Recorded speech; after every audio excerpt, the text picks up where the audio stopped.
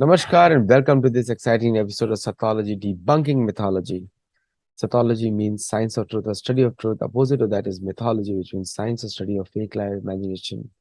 I have to always remind you this, that don't use the word mythology for histories connected to Vedic Shastra or literature or scriptures, because it has been amply proved by multiple people to be a fact, archaeological, astronomical, as well as uh, the, what do you call it, the spoken fact, traditional fact. So, and today I'm going to cover a very interesting topic, very close to my heart, and Nilesh ji has agreed. So let us welcome our great Rishi, Muni, Tapasvi, and Swadhyayi, and great researcher. I really like what he does and stands on it. Many people, they suddenly adopt secular credentials when there is a need and abandon secular credentials when there is not a need. That is not the way it works. Be normal, be natural in your convictions. If you believe in something, show it. And if you believe in something or you practice it, display it proudly. Your views should not change from year to year. So without delay, let us welcome Shri Nilesh Nilkant. Oh, नमस्कार आदित्य जी. आजकल convenience हो गया. Starbucks में they become the very modern person, and outside Starbucks we are very dharmic people. So but I've seen extreme cases also. There are many people visiting for Los Angeles Rath Yatra, and they're all in San Diego, and a couple of them visited me. And we had a Harinam party in the Starbucks locally with the Mridanga. So they were not changing. They were not shy for anything, expressing themselves. And obviously they're not from Indian origin, because when you adopt a new culture, you are naturally more motivated. So and they were displaying it. So Nilesh, one thing really comes in, and Ramayan, Valmiki says there are 24,000 shloka, 500 sarga, and 7 kanda, sat kanda. Tathottare, the Sanskrit the word is Tathottare, means 6 kanda Tathottare and Uttar Kanda. Very clearly mentioned by Valmiki himself.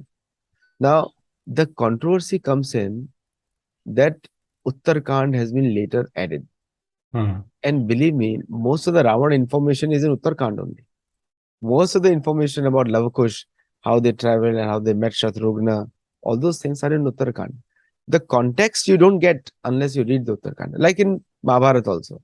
In the Mahabharata, the Antim Satra gives you a lot of information about the beginning ones. That shows you that the book is complete, because the author may have missed out many things.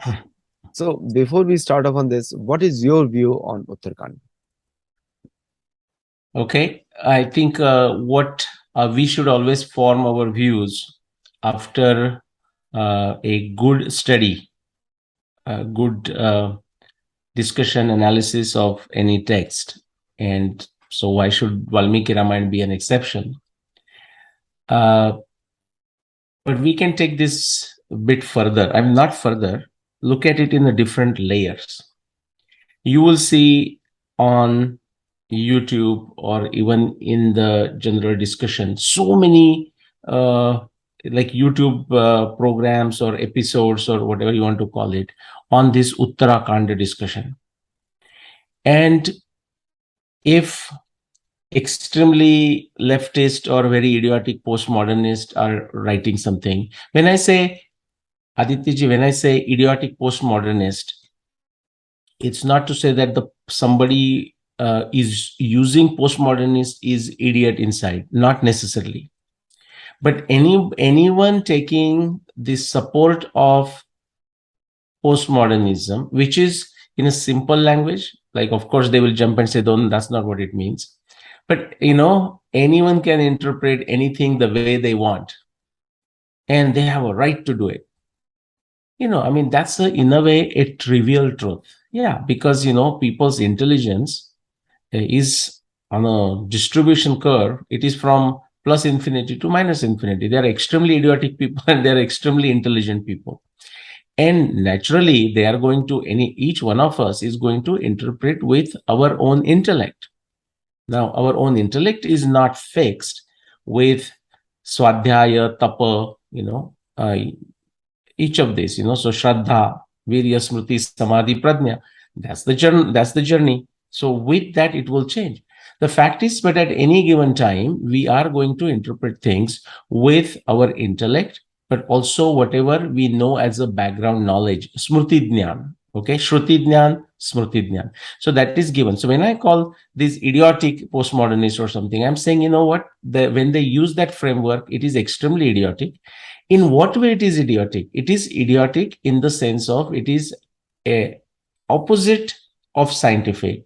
It is opposite of tarka. It is opposite of logic. It is opposite of a shraddha. In that sense, it is idiotic. But people will always be there. And do they have a right? Yeah, of course they have a right. I mean, it doesn't matter. They don't care for somebody's right. They are going to do it. And in the same spirit, it is our right and it is our responsibility to expose them. So back to the Uttar Kanda, is it interpolated? We will actually, I'll pull one slide and actually walk you through it. The sad part is not that Western Indologists and their lackeys in India are just raising this fake controversy about Uttarakhand.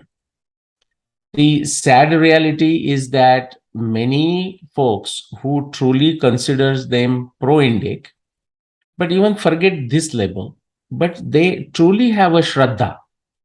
Now, remember, Shraddha is of a different kind. So they have a lot of Shraddha, but it's not a refined Shraddha. It's not a Sattvika Shraddha.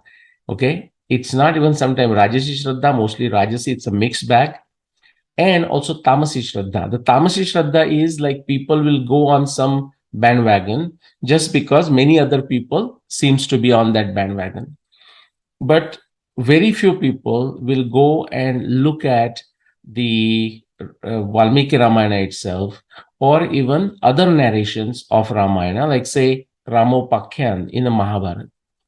So, Adityaji, let me stop on that. Let me ask you if anything other dimension you want to add. But then I'll share one slide and I'll kind of tell you the typical argumentation that people use why Uttarakanda is interpolated. But I will tell you what is the true thing, even for a so-called dharmic folks with a Shraddha. Now, remember, Shraddha can be Rajasi. That bothers them, and therefore, in a very immature way, they jump to this conclusion, which is not warranted, not needed. But before I go into that, back to you. See, the thing is, like, the controversies which we will create is that the Uttarkand, like, if I take the total count, 24,000 shloka. If I remove Uttarkand, then only 18,000 are left. Mm-hmm.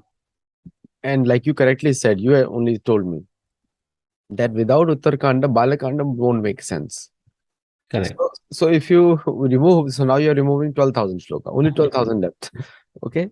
So the point is and also many people from the Sanatan Dharma Sampradayas have commented on it. Mm-hmm. Uttarkand is not real. Don't read Uttarkand. So the point is like without conclusion, how will the preface make sense? Both have to be there in any writing.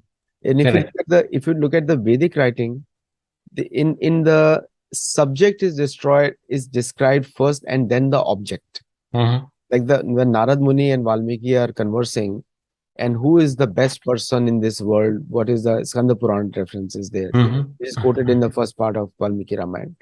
And they're discussing who is the best person, who has all these great qualities, who is Siddh Pragya, who is controlled, who is so beautiful, is handsome. Now, the subject first, Ram is not described. Correct. First, qualities of Ram are described. Yes. And then the person Ram comes in. And then if you look at the Valmiki Ramayana also, the beauty is in the conversation. Now, I'll go back to Mahabharata now. Because Mahabharata has Hanuman and Bhim's conversation. Gives all the proofs of, well, not only gives the proof of Lanka, which we discussed many times now, but also it proves that the character of different varna system in different yuga. Not all the yuga has the same varna system. Like the Satyuga has no varna, only Brahman is there. Mm, Treta Yuga has three, Shudra is not there. Dwapar has all four, and mm, Treta has only one left again. mm. So the thing is, unless you understand those systems properly, like who is a Shudra, who is a Varna, who is a Vaishya, you won't understand Uttarakhand. So you create Yes. controversies again and again and again. That how why Ram left Sita. Now this question you do not see that the same Ram searched for Sita in every single continent of the earth, and including under the rocks and the valleys and the rivers, Yeah. every continent of the world. Valmiki Yeah. Ramayan is proof of that. Yeah. We have showed that in a presentation, Candela Bara, and you also showed very analytically the different positions of bats, how the bats are hanging upside down. Mhm. Showed that all those things. Mandeha Rakshasa. They are called Mandeha, Mandeha Rakshasas. Mandeha Rakshasa, right? That's right. And there is an island off the coast of Peru which Mhm. has exactly the same species, even today. Even today. Mm. So the point is that people come to this conclusion without understanding the Varna system of that era. Yeah. And Varna system has changed now. Kalo Shudra Sambhava Yeah. means in Kali Yuga, everyone is born a Shudra with Jata Karma, with other samskara. He is given an upadhi to be a Yeah. Brahman, but he is not a Brahman. Still a Right. Shudra because Yeah. everybody has to work. Yeah. So can you comment on this a little bit? That this deliberately created controversies. Yeah, these are deliberately created controversies. And what is interesting is that how, I mean, it doesn't surprise me, again, because of uh, the among the Indian masses, it's the, see, some people are totally ignorant, right? I mean, the secular mindset, which become fashionable, then it's like a sign of a progressive. See how the leftists have used the word, secular means advanced, the latest cutting edge, just like the postmodernist and post-truth and all that stupidity. Same thing with progressive. I might have mentioned this many times. Uh, One of the, I should say former now, because I don't think he works for the Hindu, that is the very anti-Hindu news group from the South. He was the one of the editors for their Frontline magazine. And when I was studying in Canada, he was also doing, these all leftists, like they will talk about the bourgeois and how, the capitalist is destroying and all that, but they want to be on the top of that pyramid. In any case, he was doing a PhD in Canada, social sciences and stuff. And like one time he asked me, like we were good friends, and we were living in the same student building. We would be at each other's place. A knowledgeable individual, very good. I wouldn't say. Well, I mean, he was capable of writing well, but usually that you see the tendency, he will put some heavy words, to sound it like more profound than what it is. Anyways, but he sometime, to invite other friends, or he sees me with somebody else, some other person, and afterwards he asks me, is this person, so let's say he sees me with you, Aditya ji. Afterwards he says, is Aditya a progressive fellow, you see? And I'm talking when I'm like 20, and I'm saying, okay, progressive to me in a very simple way, if I just take it for the straight word, like with my understanding of that word, I will say progressive in the sense the open-minded person. That's how I'm thinking. But to him, the progressive means a leftist, a communist mindset. So that's what these people will use these words in a very intelligent way. I mean, very smart way, very cunning fashion. What is happening is, again, my blame is not on them. They are doing what they want to do in their own ways, and they will continue to do this nonsense.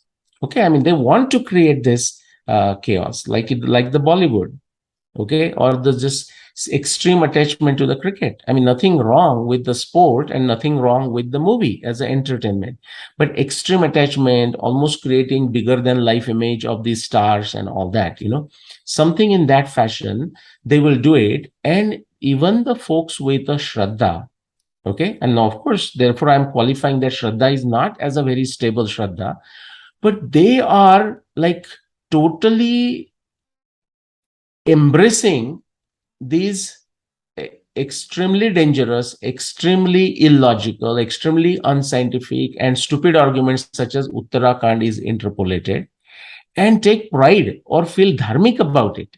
Okay, that's the problem. And so, just as an example, and we can discuss this more after this, I will share you. I- Sorry, go ahead. Yeah, I'll please. add a very funny thing. There is a new group added by the ISKCON people Hmm. called Progressive Vaishnavas. Is there? Yeah. Oh Progressive my. Vaishnavism. Yeah. And these Yeah. are all based in New York. And I know the guy who runs it. Yeah. He, at one point, he was my student also. And I'm ashamed of that he was my student one time. Right, but also, I mean, and you, I understand your feelings, but also keep in mind that people can, like what Rajya calls U-turn. They can take a U-turn at any point. I think I mentioned a individual who I met at IIT Madras at Chennai during the Swadeshi conference, and we had a wonderful conversation for a significant part of the afternoon. And he was very humble, in his asking a question. I mean, literally, I would say the way person should ask tadvidi pranipatena pariprashnena sevaya fashion. And see, I have no way of, I mean, the person is nodding ahead. I have no way of knowing whether the person is understanding or not, but I have no reason to think to the contrary. So person say, oh yeah, wow, great. No, but let me ask you another question, answer that. And this went on for a whole afternoon. Few other people are also listening. Now, recently, I don't know exactly when that transformation took place, like the progressive Vaishnava transformation, what you were talking recently, but I like to think possibly in a couple of years, last few years. Uh, and I don't won't say suddenly because I'm not like in close contact with this person, but he's now into opposing camp, and that's all good, by the way. The opposing camp in the sense of now he totally sees what I do, my research or my claims, as like totally unscientific, illogical, the exactly opposite of what they are. But so now what kind of transformation is this? I mean, I take this case as a wonderful case study. Like you may look at this student of yours who is now into started something called progressive Vaishnavism. But let's come back to this point. So it is a widespread, and we cannot predict when this will happen. But the hope is there in a different fashion. If somebody without any significant event happening can go to the other side, then the person may get the enlightenment and come on the other side too. That's a possibility. But let me share again what we are discussing, and I'll bring both the Ramayana and a Mahabharata context too. In fact, I was preparing for something else that we will discuss at length. But let's think of this as a Purva Paksha. Today, we will not, as much as possible, we will not deliberately jump into the answers to say why this assumption of people that Uttarakhand is interpolated is wrong. We will not go into that. Let us even understand their motivation. Let us even understand their confusion. Okay, the blind Shraddha. Because remember, Shraddha is always blind in a way, but Shraddha can be sattvic, Shraddha can be rajasic, Shraddha can be tamasic, and in most cases, it is a mixture of it, which is kind of a rajasic. Because if you see the outcome of a sattvic Shraddha versus rajasic Shraddha versus tamasic Shraddha, and same thing applies to yajna, tapa, dana, eating habits. You will see this is a combination. That is like Rajasi is like an interface. It's in between, sometime here, sometime there. Usually that's the theme, especially with the buddhi. We say Rajasi buddhi means sometime, and this can confuse us, Aditya. What happens is it can confuse us for a reason, because we will say, well, on that point, and actually we can discuss a little bit about this after completing this, a certain individual on a certain subject gets it right, and we say, oh, wow, okay, just very intelligent person. Then we go to some another subject and then they totally lose it. And we say, what happened here? I mean, the person who shows very powerful intellect in one place, logic and everything.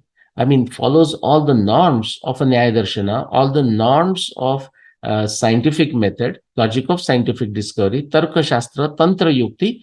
Everything is done in a logical fashion, and suddenly the person loses here. And I can give you, Aditya as many examples as the time may permit. Okay, so but let me finish this, and please remind me of this mixed mode, Rajasi mode or Rajasi Buddhi. Okay, because sometimes it gets it right, sometimes it doesn't get it right. It gets it half right. That's how Bhagavad Gita says. And the Tamasi is, of course, turns exactly opposite of what the truth is. But let's complete the subject that you raised, the Uttarakhand. And we will discuss it possibly over a few episodes. I mean, we are discussing Mahabharata evidence. We have to get to Ramayana evidence in a very methodical fashion. But let's look at the Uttarakanda. And this is a better way to discuss it, because these kind of recurring, frequently asked question, and people are so damn attached. It's unbelievable. Unbelievable. Okay. I mean, Ramdas Swami has written a lot about it, but somehow, I mean, this is also possibly goes to the training and then living and their mode, like Sattva Raja Tama, which is to say they always, it's like what do you say, the iron or the iron pieces, iron dust getting attracted towards the magnet. It's a similar fashion, almost like anything that is most idiotic, anything that is most unscientific, anything that is most illogical, anything that has no relevance. It is not been stated by Valmiki, it is not been accepted by acharyas. And of course, there are variations among acharyas in their thought process, that is understood, but that is after study. What you find is the common masses, and I'm talking the pro-Indic crowd, and therefore I am more critical of them because they are the one who actually give us the reason, to say, hey, there is a chance, this Indic Renaissance can happen. But they will get attracted towards the most idiotic. That surprises me time and time again. So this has to, therefore we have to go to the foundations of this Sattva Raja Tama. Like, still it surprises me, by the way, but let me get to the subject. So I'm looking at the Ramayana itself that we are discussing, but also it is very useful to understand Ramayana and Mahabharata, because that is the argument that is also used in support of why Uttarakhand is interpolated. But I'll give you some 3-4 reasons why typically they are said. But I will also tell you, based on my understanding, what is the true thing that bothers them. And in this whole business, Aditya, these people are unfortunately completely ignorant, utterly ignorant of their actions, utterly ignorant who sowed the seeds of this foolishness, and they also don't understand the impact of that ideas. Okay, impact of that. They think they are being a true Rama Bhakta, whereas in reality they fail to understand the aspect of Rama. Okay, and so we'll get to that. But okay, so blind leading the blind. You will see needless claims. This is that the Uttarakanda being interpolated, chaos and confusion of interpolations. And for what? I mean, again, it goes back to the same problem, Aditya. Like, person should ask what problem I'm trying to solve. So Uttarakanda as a interpolated, let us say that is the solution. Okay, hey, please guys, Uttarakanda is not truly the part of Valmiki Ramayana. Somebody wants to say, yeah. And then you may give your justification why it is so. But why is it even that important? I mean, it's there always. All the acharyas are discussing it together. It was always there. It has been preserved in like that fashion. Of course, some people only discuss Sundarakand, some people only chant Sundarakand. So yeah, I mean, that will happen.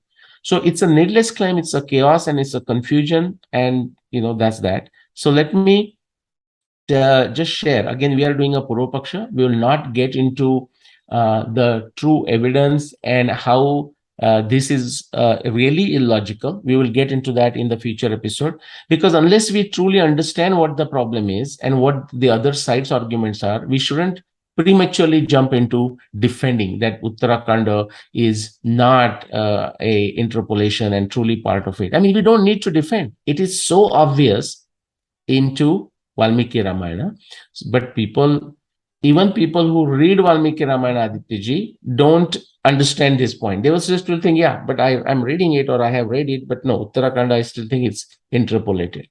Okay, again, they don't understand why they need to pull this argument. Okay, they think they are a Rama Bhakta and therefore Uttarakanda needs to be interpolated. So let's look at some of the justification that is been given for Uttarakhand as interpolated. Okay, and again, as I said, we'll not get into why we have to give the other side of the argument. One simple thing I have heard, and then once I go through this, Adityaji, I want you to add whatever you have heard more as a frequently stated objection. Why Uttarakhand? I mean, stated objection that Uttarakhand is not interpolated and why it should be treated as interpolated and so on. So Ramakatha, many will say, many or few actually, we shouldn't say many says. No, actually many have not bothered to read Ramayana. So one simple thing I will say is if you have not read Valmiki Ramayana end to end, from Balakanda to Uttarakanda, and possibly multiple times, if you are prematurely stating something, actually you are doing a disservice. Forget about you impacting other folks. That actually will happen and that's maybe sad. But you are doing a disservice to yourself. You have not read it, but you are trying to convince yourself about something which is very, very faulty. Okay? Logically faulty, scientifically faulty, Nyaya Darshana speak faulty, Valmiki Ramayana speak faulty. That Ramakatha is concluded at the end of Uttarkand, such as so he has killed Ravana, he has returned to Ayodhya. Okay, now his Rajabhishek has happened. There is a quick summary statements that you see at the end of Uttarkanda, and even it talks about Rama ruling for 10,000 years. Okay, now what is funny, what is interesting is while they are just so calm and content with this, they don't ask the question how Rama ruled for 10,000 years. Okay, it doesn't bother them. And this is this is what surprises me, Aditya. Like something that should raise a question in a very positive light. 10,000 years, how did that happen? In a Viveka Buddhi, because the we don't have these expressions. Or for example, like if you look at say animals versus human beings, so human beings life is a 100 years, say in a cow and a cows, cattle, say the life is considered, I don't know, but say 20 years. Now many even just go average 15, but let's say 25 years. And then coming of age for the animals like cows and bulls, that's much early, like within 1 year. Or in case of a dog, like people talk about the factor of a 7, right? So dog age, dog age 1 year is like a 7-year-old, and 2 years old is like a 14, and there are these things. So 10,000 years, why? That doesn't bother them at all. It's perfectly okay. Yeah, Bhagwan Ram, anything is possible. Okay, if that's the thing, then the some of the other things like Agni Pariksha or Rama leaving Sita into the forest, via Lakshmana, or Rama killing Shambhuka. Why is that a problem? If that Rama can live for 10,000 years and it doesn't even bother you, it doesn't come on your radar, to as a become a problem to investigate. This is a very interesting problem to investigate. Of course, acharyas have done that, and there is a solutions to this. It's not even a problem.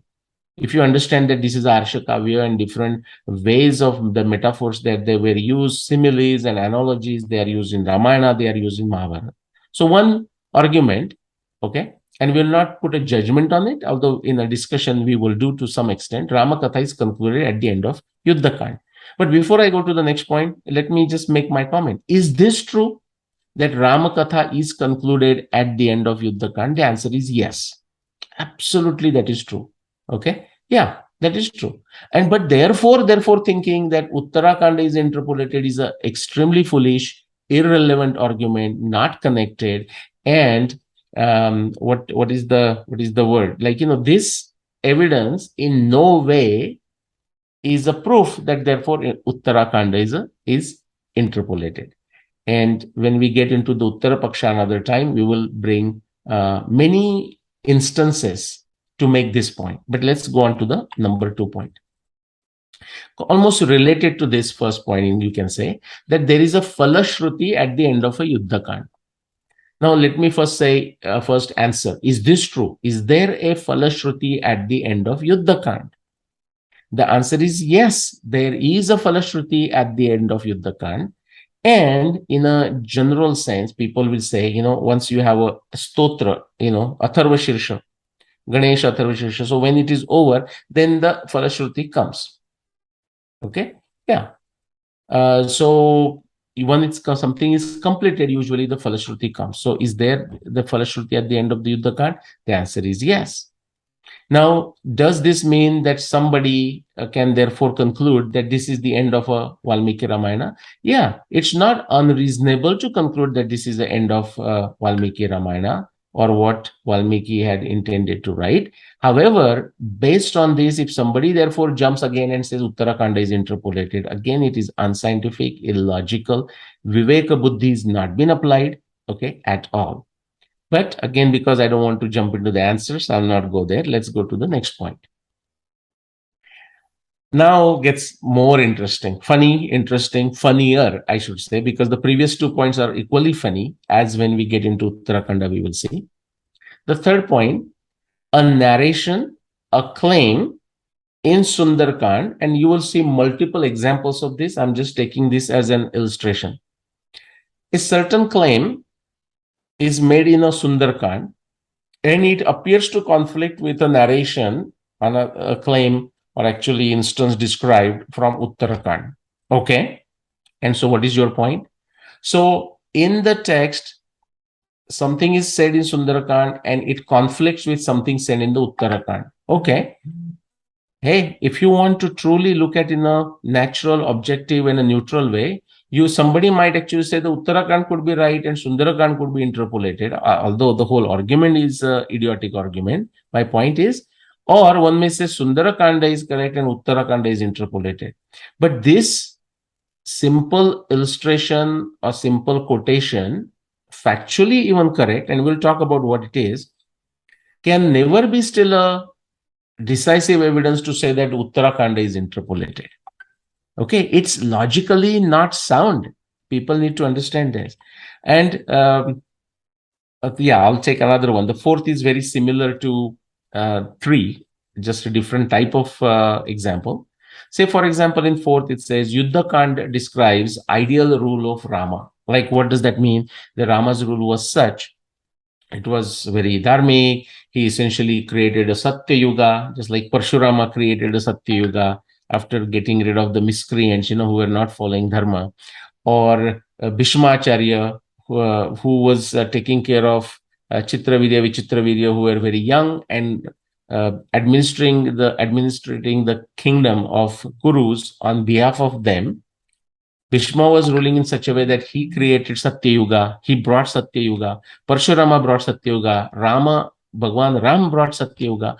Those descriptions are there. Okay, Yuddhakanda describes the ideal rule of Rama. There was no poor person. There were no thieves in his rule. No one was getting sick. Okay, and that kind of things. That kind of descriptions is there. Again, people have to understand Arsha Kavya. People have to understand the language of a Kavya. Okay, whereas these people will argue, Uttarakanda narrates an incident that can be perceived as contradicting the claim of Yuddhakand.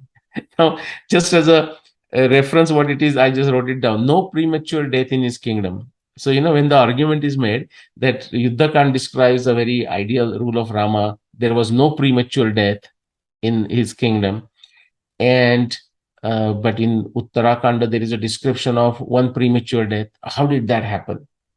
Now, this is like saying the person did not understand the language. For example, we will say in America, like somebody sitting in India and just driving through many potholes might say, well, you know what? I was in America and actually I lived there for 10 years. And I tell you, I have not seen a single pothole. If somebody says that, Aditya, how are you going to interpret that? Have you seen a pothole in America? On the roads? Everywhere. Right? Yes.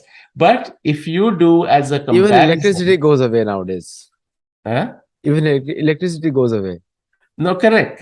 But also, of course, there are the funny things. Like I think somebody commented on your show with Rupa ji. She was having trouble there, and the person said, "Oh, in America also, come on, electricity goes." I mean, again, this is a viveka buddhi lacking sometimes. Not if the two people are communicating on a Zoom, and if the communication is not going well, the person just watching may not know where the problem is, right? And of course, America. I mean, when I was in Houston, is a not that intense storm, but a decent storm, a medium level storm, just ordinary storm would come, thunderstorm and wind and something, and then immediately the electricity used to go. And of course, it will come back. Here, very rare we have That's that why problem. our channel admins did not comment on that post. We said, yes, problem is ours. Ah, In any case, doesn't matter.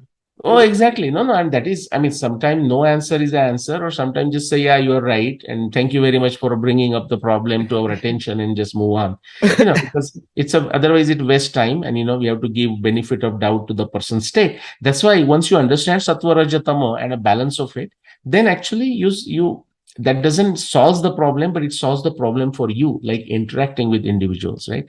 So Yuddha Khan describes this idea of the rule of Rama. It's like a potholes, it's like saying there are no potholes in America. American streets are wonderful, beautiful. Now, as a generic statement, is this true? Absolutely. I mean, compared to the Indian roads, especially Indian roads a while ago, long time ago, and still when you go in certain areas, in that comparison, if you look at it in America, then absolutely there is a difference. So a statement, somebody saying, I lived in America for 10 years and I haven't seen a pothole, whereas look at the situation in India. Yeah, I mean, the person is making a comparison. But if somebody takes it literally, like this point number 4, so somebody literally goes looking for a premature death. And Sir Karl Popper has said, hey, if you have a certain conviction and you want to go look for evidence, more than likely you will find it. I will take a simple example, like take Chhatrapati Shivaji Maharaj. I mean, amazing person. And Baba Saheb Purandare, who did such a deep research about Chhatrapati Shivaji Maharaj, he has said, I have, and actually the 1 or 2 points that he felt, if at all, Chhatrapati Shivaji could be considered failing on certain things, these could be the 2 points, like say growing, raising up of Sambhaji, because he didn't have a time and all that. And Sambhaji was still an amazing person, certain different personality that always happens between any two individuals. But the point is, he said, if there is any defect that I find about Chhatrapati Shivaji Maharaj, I will write it. But I have not found any. That's what Baba Sahib Purandare did. But my point is, somebody from this progressive uh, cult, right? And the postmodernists and this, and so, I mean, if they want, they can pull it. Like, okay, I mean, even the modern, like even a Shivaji Bhakta, like Shivaji Maharaj Bhakta, suddenly you just say, but hold on, like, did you notice Tukaram Maharaj has got many abhanga on this, Did you notice that Shivaji married 10 ladies? Shivaji had 10 marriages, okay, 10 wives. And he says, so Tukarama says that, it's like if you don't talk, people think you are egoist. If you talk a lot, then they think you are like a chatterbox. If you have no kids, they think you are a napusaka. Okay, you are not capable of producing children. If you have many children, they think you are totally attached, you are totally kami. Okay, he says, what do? You just ignore these fools and just chant the name of a Vittala. Okay, so similarly, even a simple fact as Shivaji Maharaj married to 10 ladies can be seen in a negative light. Why we have to go even all the way back to 14,000 years to Bhagwan Rama's time? Okay. Some instance, like Shivaji Maharaj, remember, I mean, I don't know, Aditi, if you know the story, that there was some person, he has basically done like what many breaking India forces do. Like, they are famous personalities in India, but they work for Pakistan. Okay. This person has given some secret or actually chose not to cooperate with the Swarajya movement when the Shivaji side was weak. Shivaji Maharaj side was weak. And then his fituri, that is the word, basically opposite intentions were known. And then, but finally he wanted to come and plead guilty. And some very mature person intervened on his behalf, and he said he wants to come and meet you, Shivaji Maharaj. Please forgive him. And so Shivaji Maharaj says, yes, okay, I will forgive him. So now this person still fearful.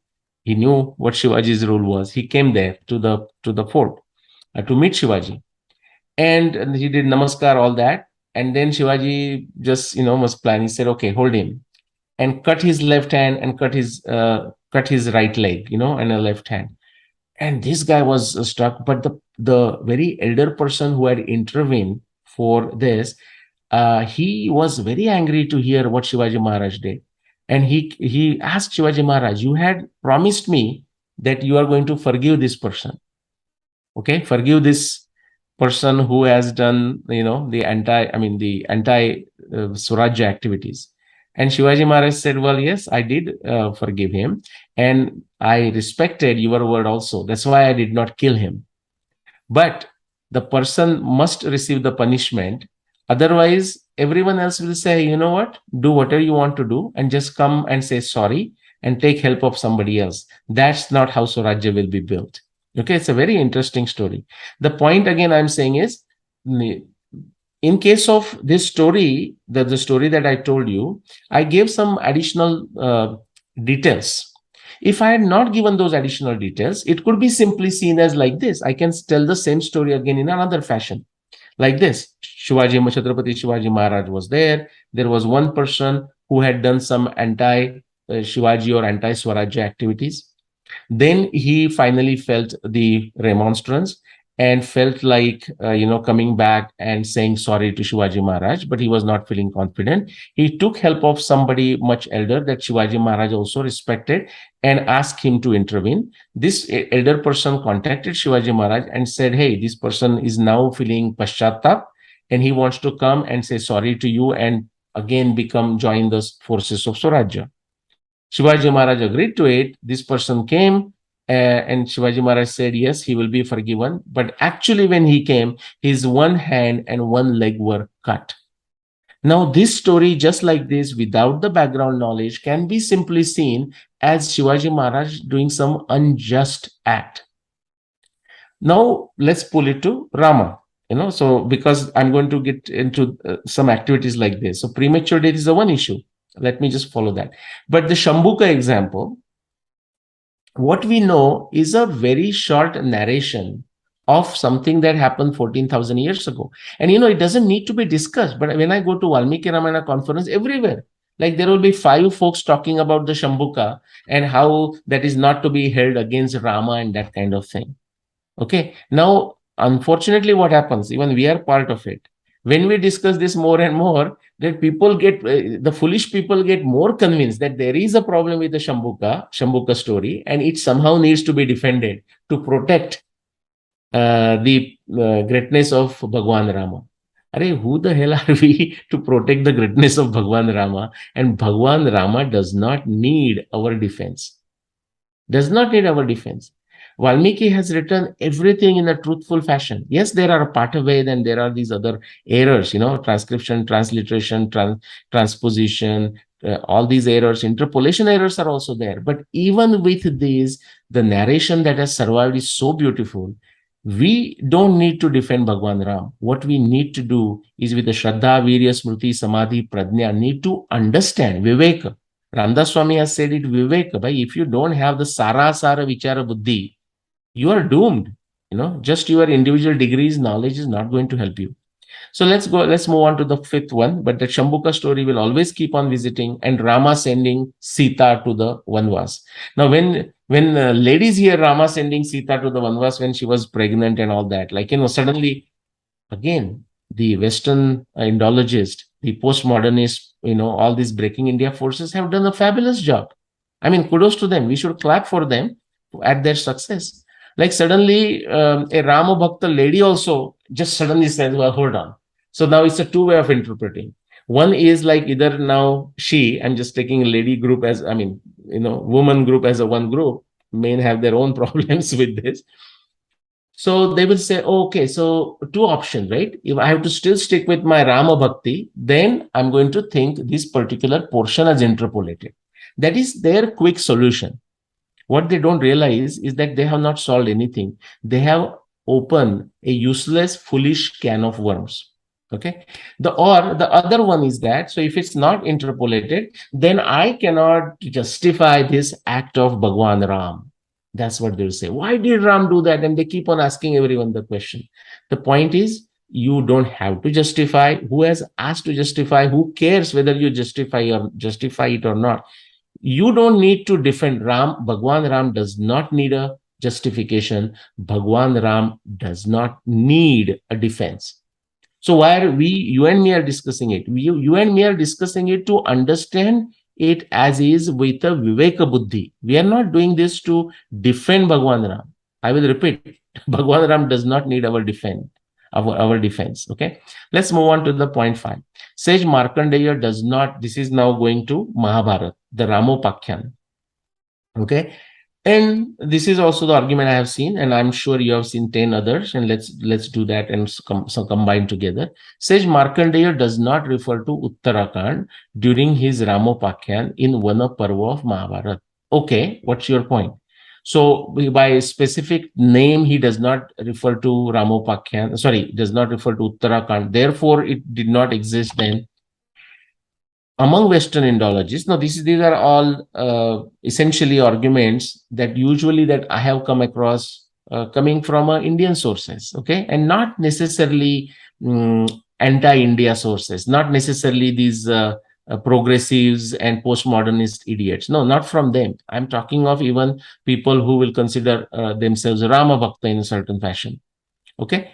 Again, they have not read Valmiki Ramayana. If somebody makes a statement like this, I can tell they have not read Valmiki Ramayana and they have not read Vana Parva of Mahabharata, namely Ramopakhyan. Now, of course, some people will immediately jump Adityaji and he will start claiming, no, I have read it. I can show you the proof. Here it is. Let's read it together. Then the problem is bigger. The problem is not that they have not read Ramopakhyan, or the problem is not that they have not read Valmiki Ramayana. Now the problem gets into their comprehension of it. Let's see, it's like that whole masses are stuck into the stupidity of archaeology evidence, or stupidity of the lack of archaeology evidence for a Mahabharata for 7,500 years ago, 5561 BC, or for a lack of archaeology evidence for Ramayana going back to 14,000 years ago. Actually, the archaeology evidence is so much, the person may need multiple lifespans, lifetimes to understand the available archaeology evidence. But no, this is a problem of a viveka. This is a problem of not even understanding what is archaeology evidence. Same issue here. The problem of comprehension. If you are looking for somebody just saying Uttarakanda, when it is written, then only you understand the Uttarakanda is mentioned, then your comprehension is of a extremely third grade, of a very lowest kind. Because not only Valmiki Ramayana, and Aditya we said, if Uttarakhand is removed, you know the story of two cats and they find a big ball of makhan, butter, but they don't know how to divide it appropriately, without being unjust to the other party. And finally, they said, we need to do an independent judge. And then the monkey comes with the weighing balance, puts the makhan, on one side and says, okay, let me balance it. So when it balances and one side just becomes heavy, he says, let me take some from there. But instead of putting on the other side, it puts it into own mouth. And then it takes such a lump of makhan that the other side is now heavy. Now he says, oh, I need to balance this. So takes something from there, puts it into his mouth. The monkey does that and keeps on doing it until all the makhan is gone. What people don't realize is that if the Uttarakanda is said, oh, interpolated, we shouldn't be removed. In fact, I'm going to show you with the last point here. What are the typical two things, and I'm sure there are more, that bothers them. It is because, again, they don't read, they don't use the vivek and comprehension skills, or they don't have comprehension skills to understand what it means. They also, see, as I said, that 10,000 years doesn't bother them from Uttarkanda. Okay, but some Rama sending Sita to the forest, or Rama killing or ordering killing of Shambhuka bothers them beyond any doubt. Why?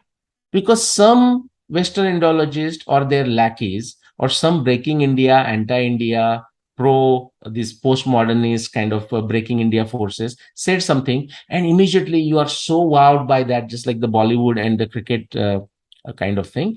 people just embrace it. What kind of stupidity is that? How novice, okay, and the childish this thing is.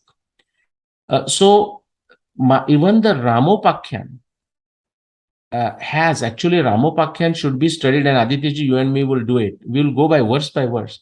Ramopakyan, because the fact it is long time after the events of Ramayana, has got so beautiful clues, and that tells you even more. The story is more complete. Why? Because some of the events that Valmiki was a contemporary of Ramayana.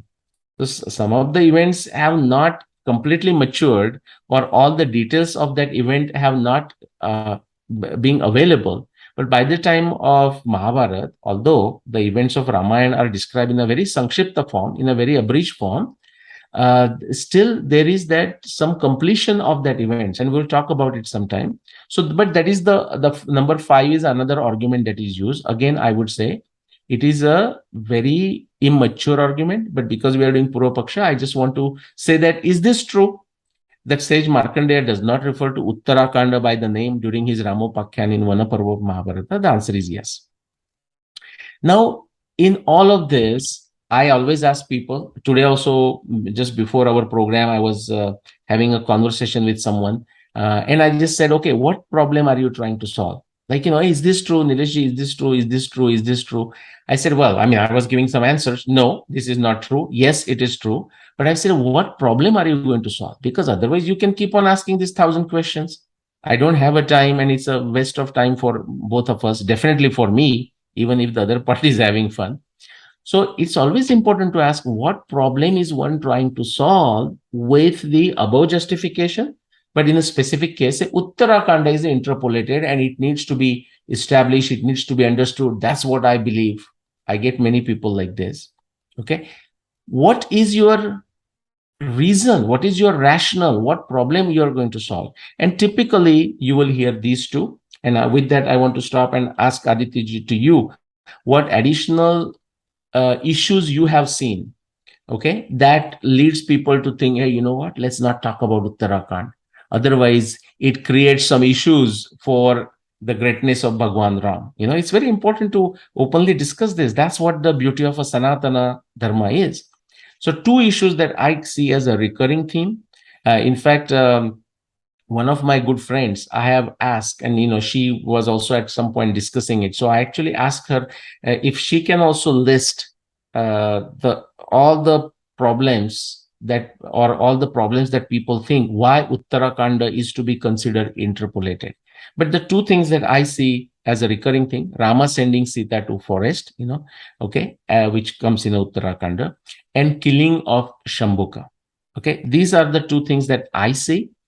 And every time the discussion will come to that, because, hey, I don't believe that Rama. And then sometime Agni Pariksha. Now, they don't talk about Agni Pariksha, Adityaji. Do you know why? Because remember that again story of cats with 2 cats with a big ball of makhan, okay, loni, the butter that they have got. Now they want to divide in certain way, but they can't use their own viveka buddhi. So they get the monkey buddhi person, a monkey. The monkey comes with the balance, puts it, and now monkey consumes all the makhan. Okay, this is what the monkey here in the equivalent is the postmodernist, the Western Indologists, their lackeys in India. Okay, all the breaking India forces. And see, I'm not worried about this problem. I'm not. Okay, but I find this as any other discussion I may be doing. Say I may be showing the astronomy evidence of Valmiki Ramayana, elephants with 4 tusks, of the paleontology evidence. That is all archaeology evidence, guys. Astronomy evidence is archaeology. Paleontology evidence of elephants with a 4 tusk is archaeology evidence. Okay, it's fossils. That's how they have found mammoths and Gompotherian, and that's how they know that there were elephants in the Ramayana times 14,000 years ago with 4 tusks. Okay, or say Yamuna meeting Ganga, okay, and Sattology flowing in the west direction. That is a geology, hydrology, geophysics, geochemistry evidence. That's archaeology evidence. You can go on and on, like oceanography evidence, the ports and sophisticated navigation that Ravana needed to go around and control the world. Did it exist 14,000 years ago? Yes, there is archaeology evidence of ports. in Pumpuhar. There is a archaeology, oceanography, climatology evidence of a very comfortable climate during the 14,000 years ago time of Ramayana. There is a archaeology, oceanography evidence of sophisticated ports, but they also getting flooded, multiple constructions of a port. Guys, it is filled. I mean, the archaeology evidence for Ramayana, Mahabharata is so rich that you will need multiple lifetimes to consume it, comprehend it, and enjoy it. And the people are saying, where is the archaeology evidence?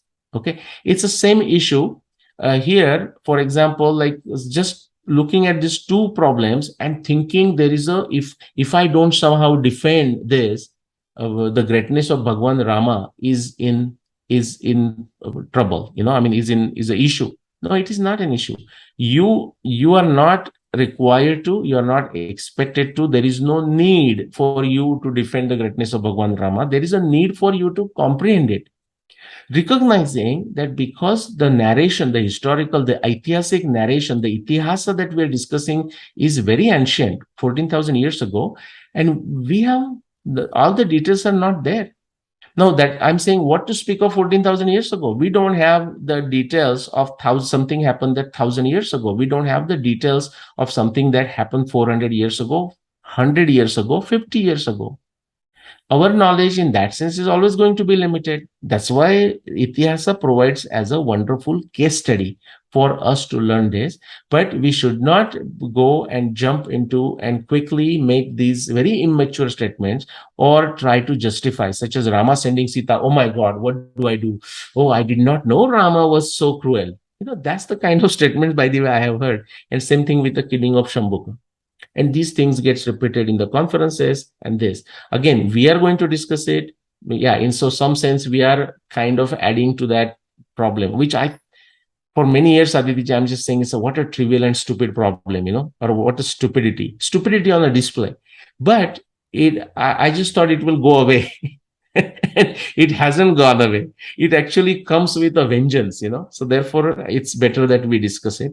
I want to stop on this, but I want to ask you, Aditya ji, besides these two, Rama sending Sita to forest and killing of Shambhuka, have you heard of any other specific instances from Valmiki Ramayana which are used to make these claims as Uttar Kanda is interpolated or there? Now see, as I said, if Uttar Kanda goes, then the Balakanda has to go, because Balakanda refers to Uttar Kanda, and people are so aviveki, is a no, there is no vivek. They say, oh yeah, then I'm okay with that. Then Balakandas go away.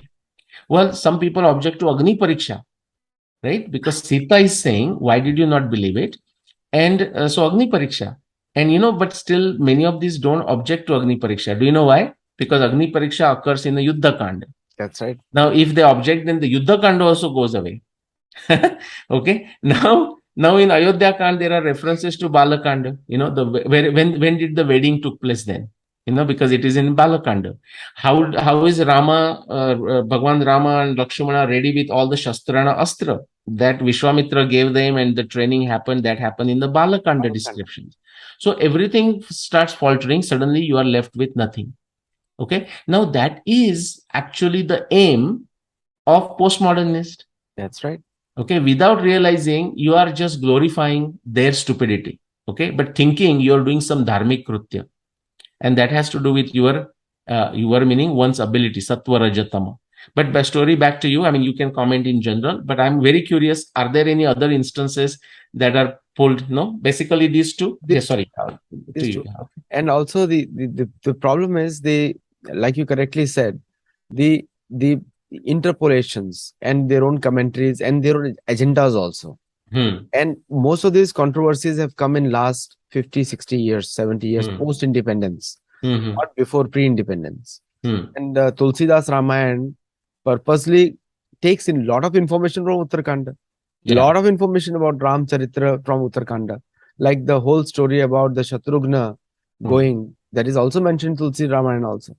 So which is Uttar Kanda story. Correct. Yeah. I mean, Kushal lover. Okay. Kushal lover, and they born and they singing. Where does it appear? In Balakanda reference to it and Uttarakanda. That's right. Okay. Otherwise, it's just not there. I mean, Not there. you won't have a Ramayan if you get rid of, I mean, you won't have a Ramayan that you have today if you get rid of Uttar Kanda. That's right.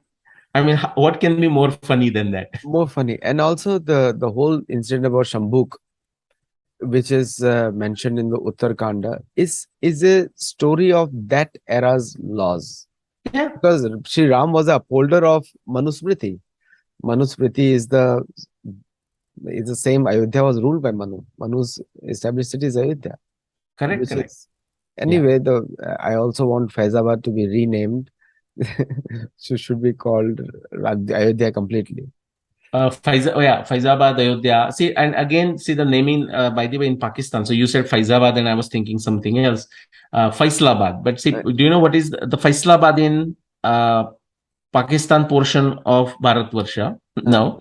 Do you know what was his name before? No. Layalpur. Live. Yeah.